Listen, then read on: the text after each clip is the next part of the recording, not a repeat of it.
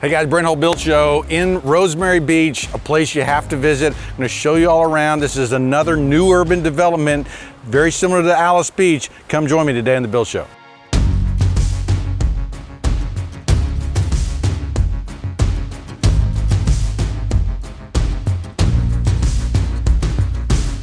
Okay, so we're in the back courtyard of the house that we've rented for this week. We're in Rosemary Beach. We're in Florida, okay? On 30A, Seaside's down the road. Alice Beach, where we stayed a couple years ago, is right down the road.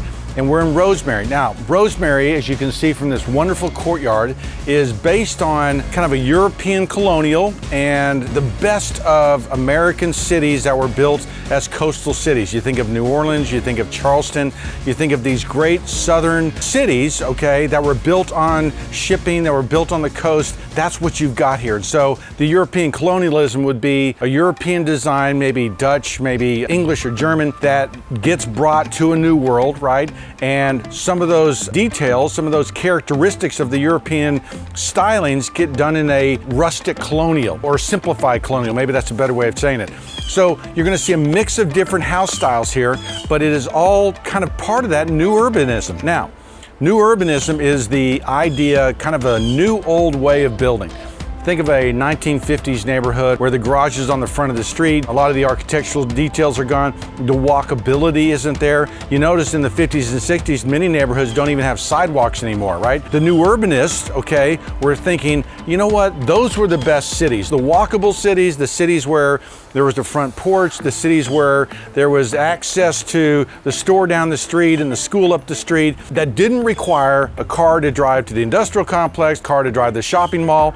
That's what new urbanism is. It's an old new way of thinking about development. So Rosemary Beach is this incredible place where beautiful architecture, great details, small in scale. I mean, the house that we rented is maybe 1,500 square feet, 1,800 square feet for our family of 6, but it lives very well. A lot of outdoor living. You're going to see porches here. You're going to see outdoor patios and stuff like this. Obviously, we're in Florida, so we get some rain, but we also get great weather. So this is a year-round room. It's like an outdoor room, right? So a lot of great details. We're going to walk around. I'm going to show you some incredible stuff. Come join me. This is a place you need to visit with your family.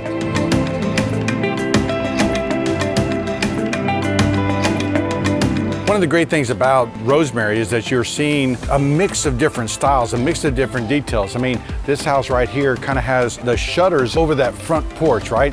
That looks like a closed-in front porch. Porches are a big deal in these southern climates, right? You have to go outside. Sometimes you're sleeping on those porches. But even the way those columns are put together with those pretty capitals, it's a very simple house. And notice you have a simple column above that, shutters infilled. The materials are really important. Look at the stucco on this wall, right?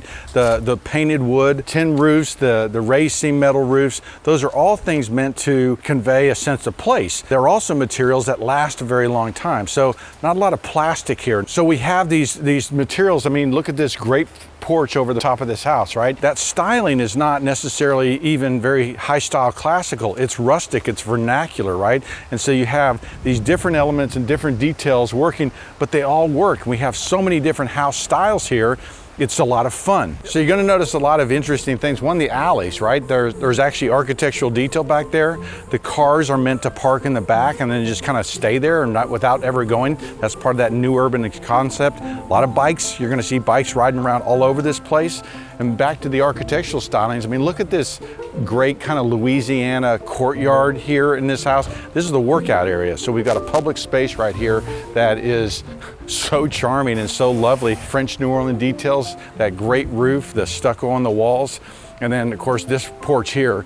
Look how lovely this porch is with the whimsical little flowers and vines in the porch railing. Notice too that you've got probably a 10-foot tall porch right there. And that handrail, the initial handrail, the big visible thing is really low. Now they've got the other handrails across the top. That's something I've been talking to you guys about doing, that when you do have to have a handrail that's taller, to break it up like that is a great way of, treating these architectural details so that they don't look too big, don't look like a cage holding you in. That is a very comfortable porch to be sitting on. That's what this whole place is like. We've just got all these great architectural details, a mix of architectural styles, whimsical little flares and fun things that just make a place magical, make you want to visit it, make you want to ride your bike around the main square, okay? They've got a post office there, right? A public building that's gorgeous, okay? Now, we don't build public buildings beautifully anymore. We build public buildings to look like a strip mall sometimes. And so when you have a public building like this post office that looks like it does, it's enjoyable. It makes the community beautiful. You're going to see a strong area where there's a commercial district with living above, there's a hotel there. So the scale of the buildings change in that commercial corridor. So you've got these great public squares, you've also got incredibly taller buildings, but still in a very clear architectural style, a very clear story that's being told there that makes the place awesome.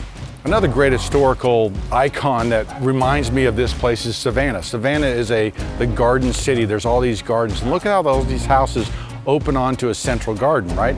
You have very different, eclectic, different style houses, but this garden, this courtyard becomes the thing that unifies the space and helps hold it together. Working on porches, I think of that farmhouse in New Ulm where we got the new porches that we're putting on there.